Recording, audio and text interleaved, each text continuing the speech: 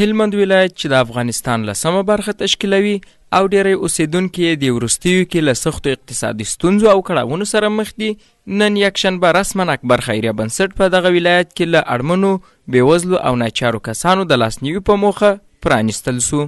هلمند کې د اکبر خیریه بنسټ مسؤل عبدالله حقمل وایي دا کار یې د هلمندیانو د لاسنیوي لپاره کړی، ځکه اوسنیو شرایطو ته په کتو هلمندیان له سختو اقتصادي ستونزو سره لاس او ګریوان دي چې دا بنسټ به تر یو بریده ورسره مرسته وکړي تر څو یې اړتیاوې ورته پوره او لاسنیوی یې وکړو.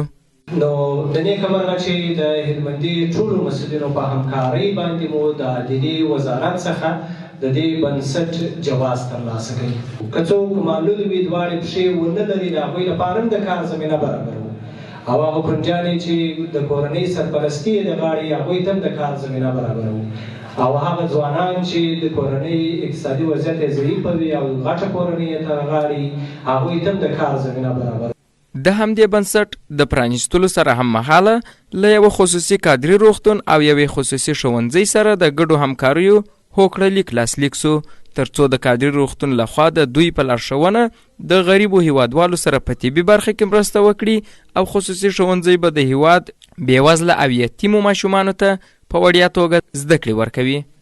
بل لور ته د هلمند ولایت مقام ویاند او مطبوعاتي مسؤل مولوي محمد قاسم ریاض هلمند کې د اکبر خیریه بنسټ پرانیستنه نیک ګام وباله او زیاته یې کړه د هلمند ولایتي اداره د دا ډول خیریه بنسټونو بشپړ ملاتړ کوي.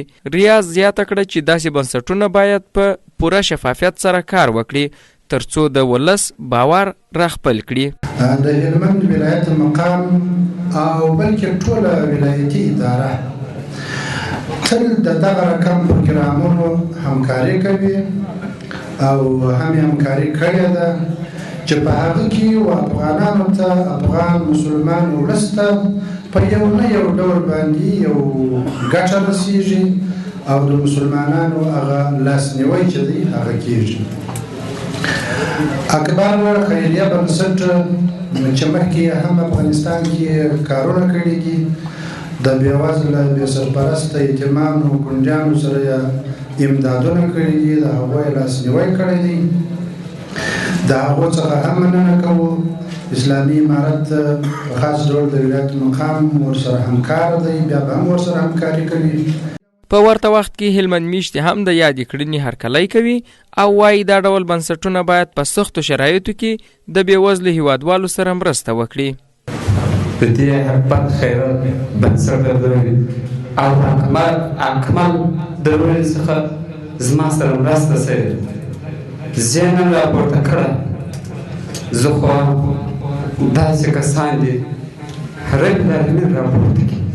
هلمند ولایت کې اکبر خیریه بنسټ داسې مهال رسما په فعالیت پیل وکړ چې تر دې وړاندې د یو شمېر خیریه بنسټونو فعالیتونه د رسمي جواز د نه لرلو له کبله د حکومت له لوري درول سوي وه. محمد اسماعیل وفا، سکون رادیو.